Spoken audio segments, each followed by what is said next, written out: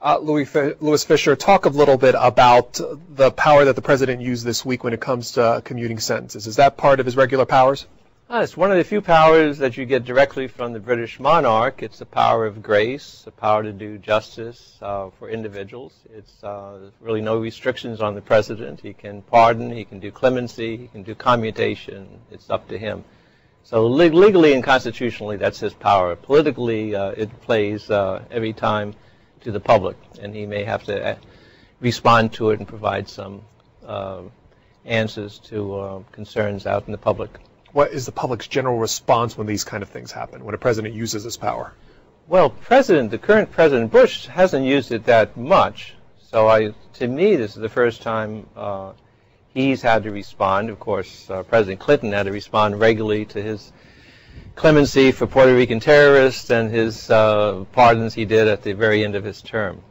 According to the Justice Department, 113 times this president has granted a pardon, and with 4 commutings of sentences.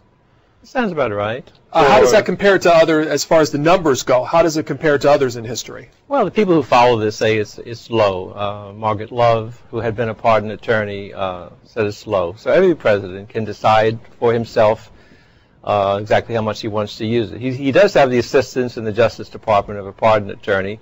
Sometimes they use that. Sometimes they skirt it 100% and do it entirely within the White House. That's his prerogative.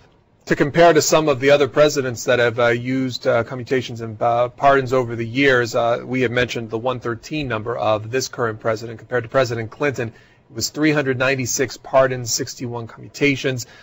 President George H.W. Bush was 74 pardons and 3 commutations, and President Ronald Reagan, 393 pardons as well.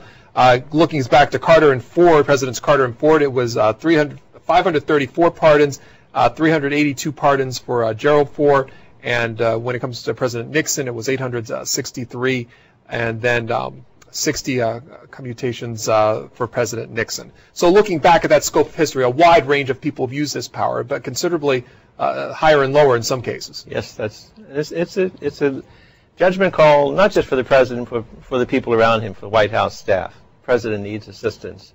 So every president will have his own personal stamp on this.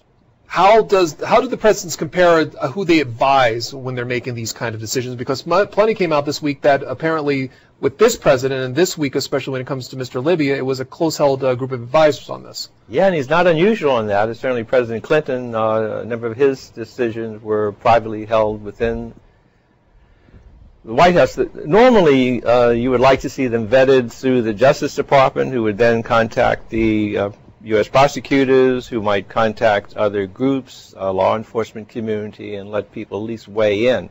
But sometimes that's totally blocked out, and it becomes a White House decision.